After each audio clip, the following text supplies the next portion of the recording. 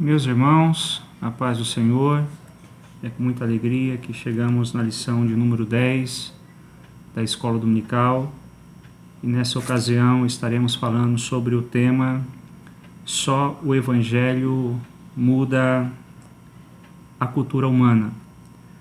O texto áureo encontra-se na carta do apóstolo Paulo, a sua primeira carta aos Tessalonicenses, no capítulo de número 1, versículo de número 9, que diz assim: porque eles mesmos anunciam de nós qual a entrada que tivemos para convosco, e como dos ídolos vos convertestes a Deus, para servir a Deus vivo e verdadeiro.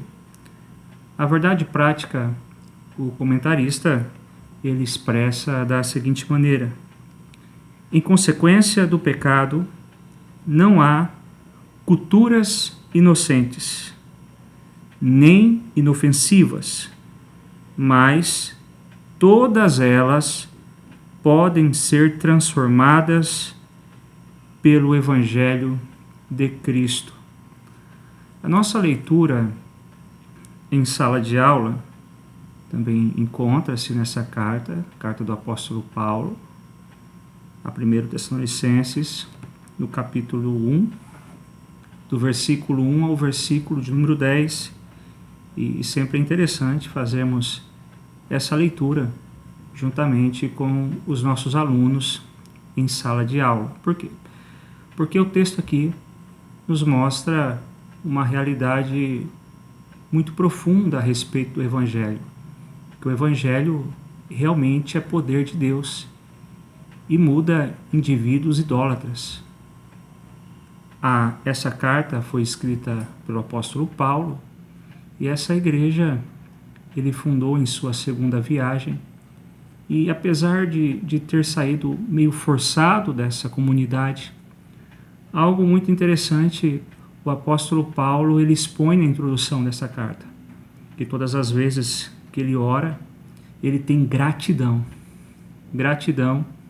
por esses irmãos. E por que o apóstolo Paulo ele tem gratidão por esses irmãos? Porque esses irmãos receberam o Evangelho e não somente se limitaram a receber o Evangelho, como também levaram o Evangelho na Macedônia, em toda a Macedônia. Esse Evangelho que não se baseia meramente em palavras ou em um discurso. O próprio apóstolo Paulo, no versículo de número 5, expressa que esse Evangelho é poder. Poder que é nos concedido através do Espírito Santo. E essa é a proposta da lição nesse momento. Primeiramente, o autor ele vai trabalhar o contexto da cultura. E o que é cultura? Para podermos definir o que é cultura, temos que partir do ponto de cosmos-visões diferentes. Então, deixa eu pensar aqui. Então, dentro do meio antropológico, vamos encontrar inúmeras definições a respeito de cultura. E cada uma dessas visões tem por trás delas uma cosmovisão. Houve um estudo na década de 60, e olha, na década de 60 já havia aproximadamente 160 definições a respeito de cultura. E eu achei muito interessante a definição dada pelo escritor Batista Moldin no seu livro Introdução à Filosofia. E quando ele trata a definição de cultura, ele trabalha em 3 óticas. Primeiramente, a ótica elitista, trazendo a ideia de uma cultura onde é avançada mediante o conhecimento. Existem culturas que têm um conhecimento avançado. Também Batista Moldin definindo o termo cultura, ele trabalha a visão pedagógica. E quando se fala da visão pedagógica, ele está trabalhando o fator educação, o fator formação, o paideia, muito utilizado pelo apóstolo Paulo quando ele escreve as pastorais, que nos dá a ideia de uma pessoa que conduz a outra, uma pessoa que instrui a outra. Mas a ideia da lição é trazer cultura no âmbito antropológico. E uma definição de Batista Modin em relação à cultura é o seguinte: é o modo de viver próprio de uma sociedade. E o próprio autor, o próprio comentarista da lição, ele nos proporciona uma definição abrangente a respeito de cultura.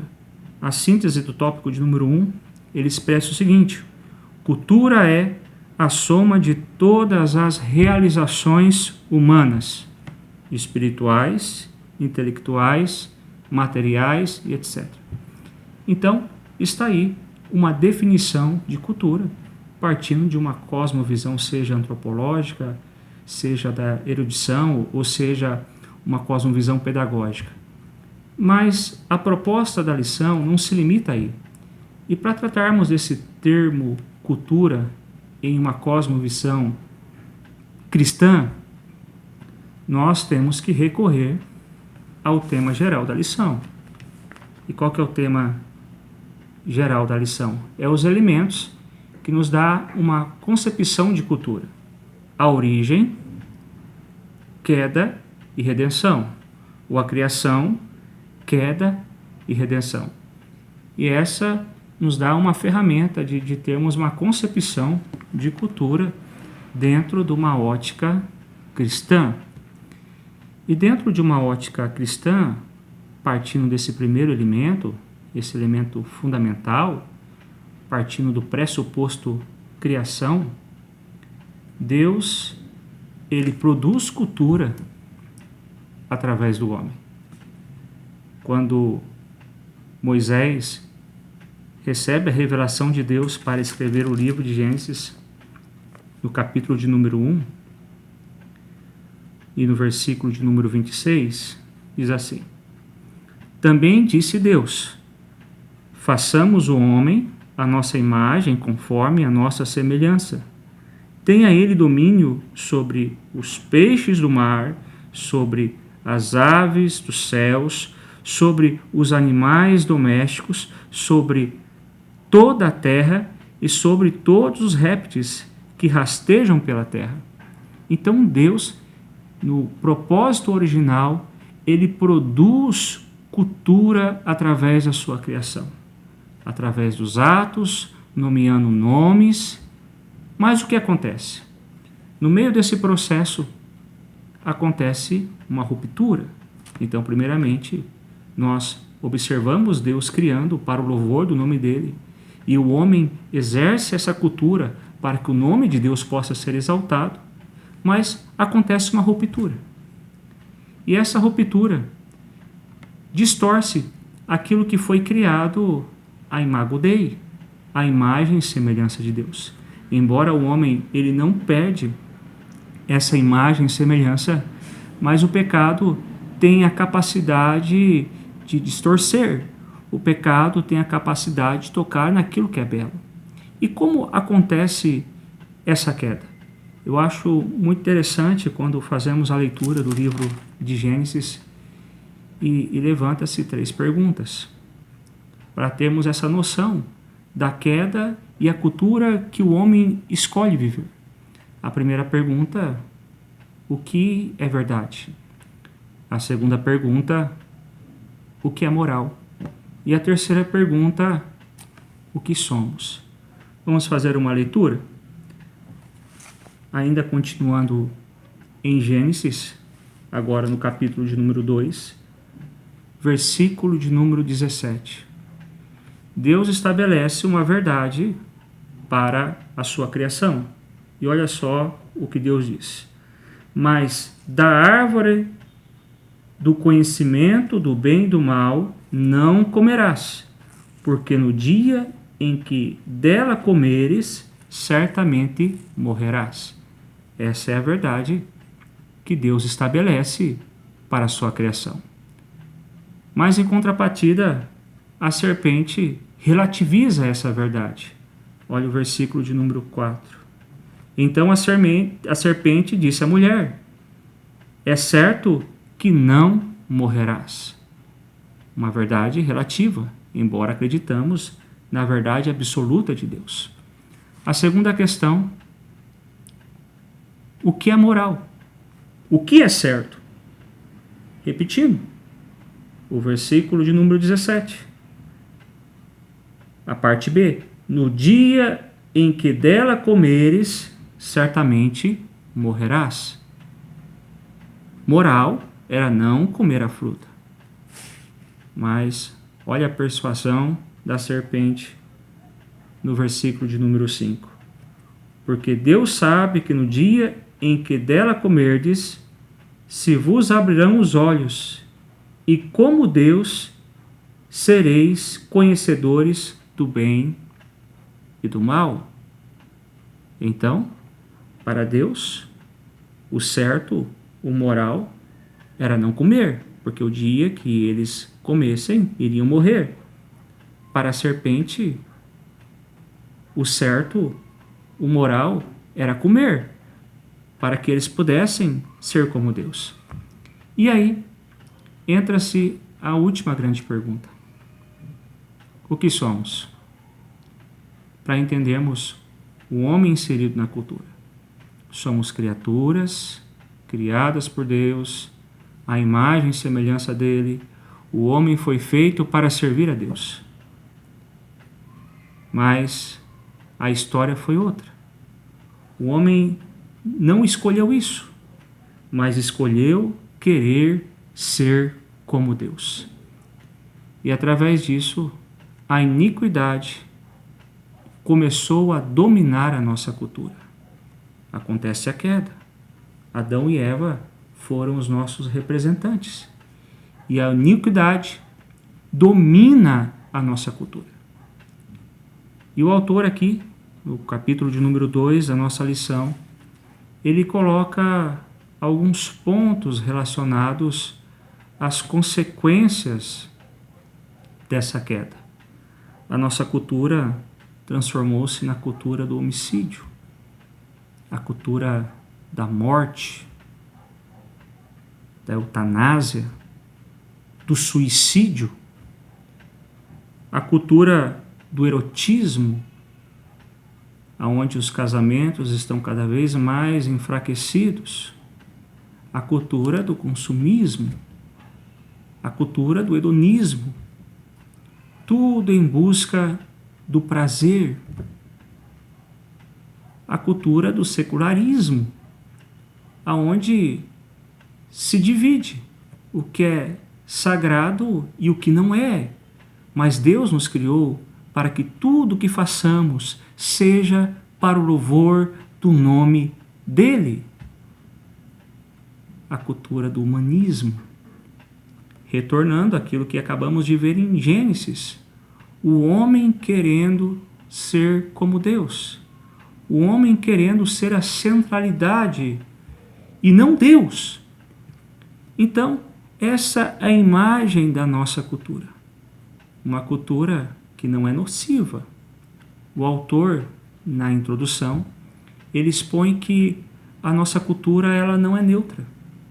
A nossa cultura não é pura, e sim misturada.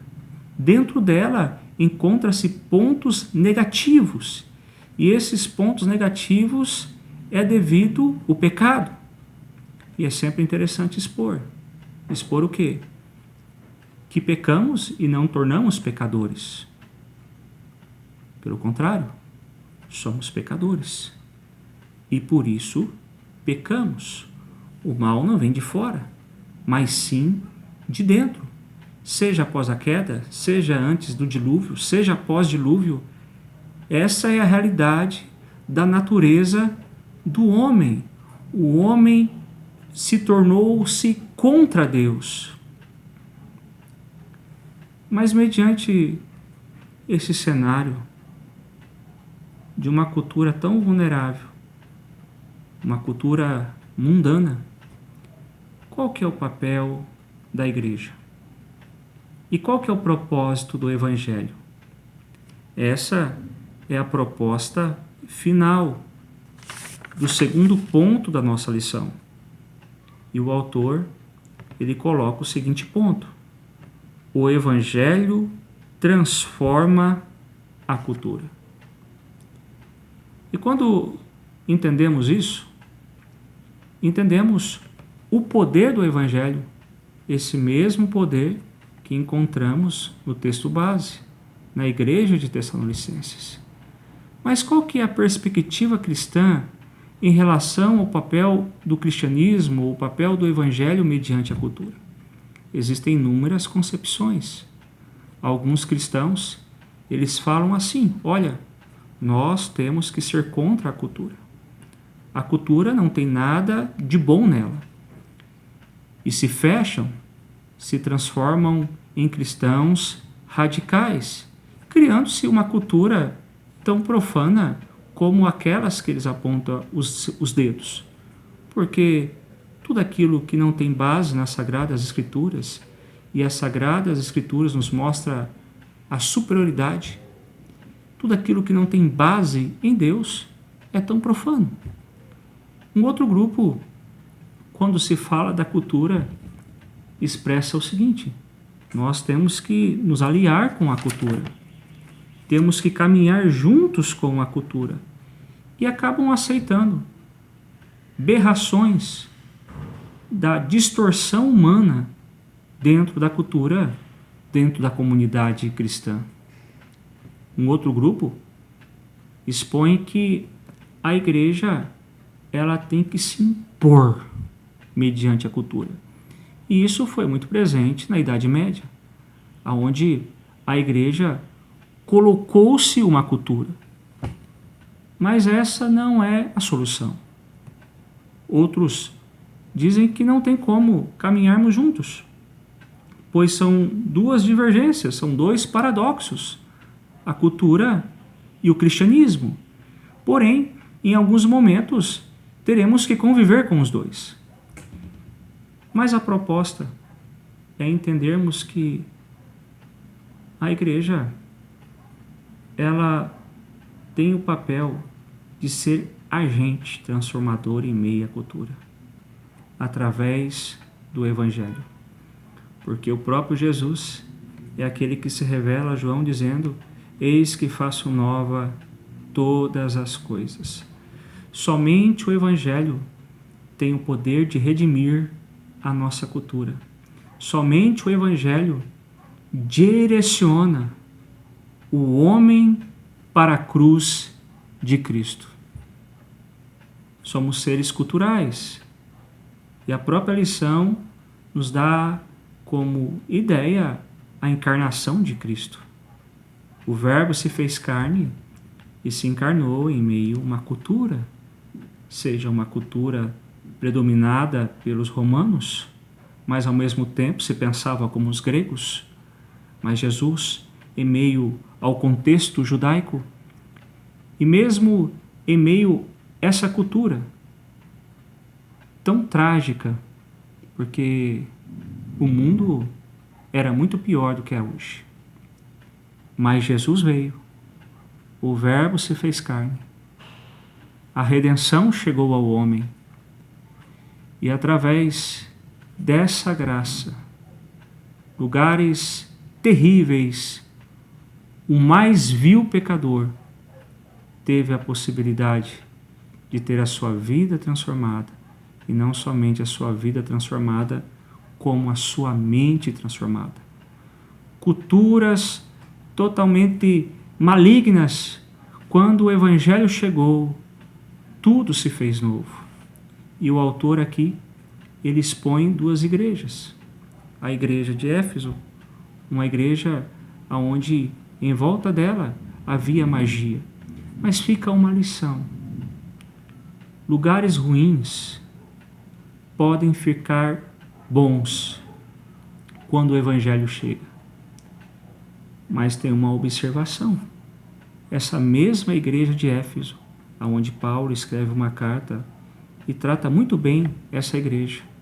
Ele escreve uma segunda carta, uma terceira carta, não diretamente a essa igreja, mas para o jovem Timóteo, que pastoreava essa igreja. e lá o discurso era outro. Lugares bons podem se transformar em lugares ruins quando deixamos a cultura mundana entrar dentro da nossa comunidade. E lá, Paulo, ele dá uma resposta para Timóteo.